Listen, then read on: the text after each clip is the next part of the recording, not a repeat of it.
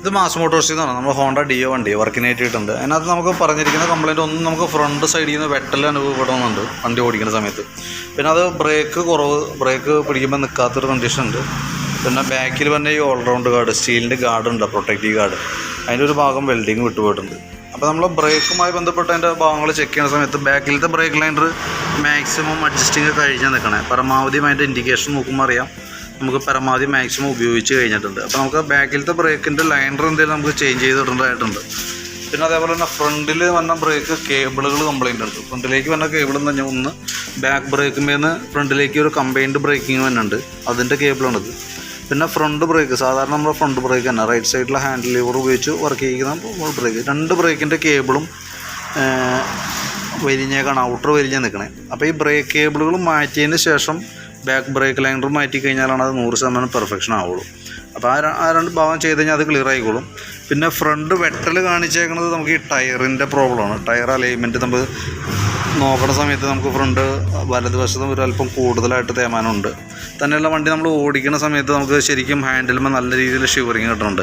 നമ്മൾ വണ്ടി ഓടിക്കുമ്പോൾ ഹാൻഡിലിൽ നിന്ന് ഒരു കൈ നമുക്ക് എടുത്ത് ജസ്റ്റ് ഒന്ന് കൈ ഒന്ന് എടുക്കേണ്ടതായിട്ടൊക്കെ വന്നാൽ വണ്ടി നല്ല ഷിവറിങ് കാണിച്ച് വെട്ടൽ കാണിക്കുന്നുണ്ട്. അപ്പോൾ അത് ശരിക്കും ടയറിൻ്റെയാണ്. അത് നമുക്ക് ബാക്കിലത്തെ ടയറും ഏകദേശം തീരാറായി നിൽക്കണം. അപ്പോൾ ബാക്ക് ടയർ മാറ്റുന്ന സമയത്ത് ഫ്രണ്ടിലെ ടയർ ബാക്കിലേക്ക് യൂസ് ചെയ്യുക, പുതിയ ടയർ ഫ്രണ്ടിലേക്ക് ഉപയോഗിക്കുക. ഫ്രണ്ടിൽ ചൂസ് ചെയ്യണതാണ് ബെറ്റർ.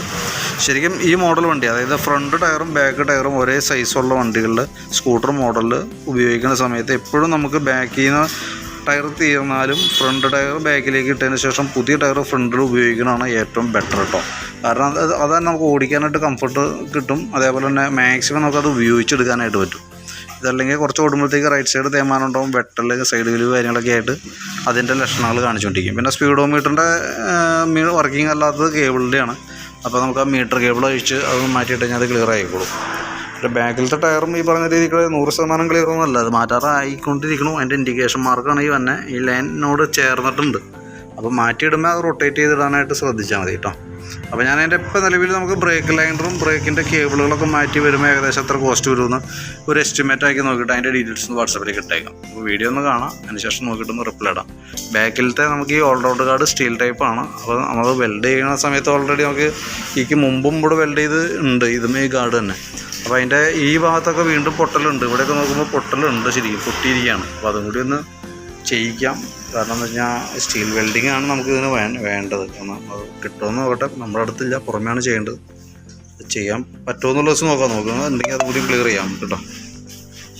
അപ്പോൾ ഞാൻ അതിൻ്റെ ഒരു എസ്റ്റിമേറ്റ് വാട്സാപ്പിലേക്ക് ഇട്ടേക്കാം, നോക്കിയിട്ടൊന്ന് റിപ്ലൈ ഇട്ടാൽ മതി.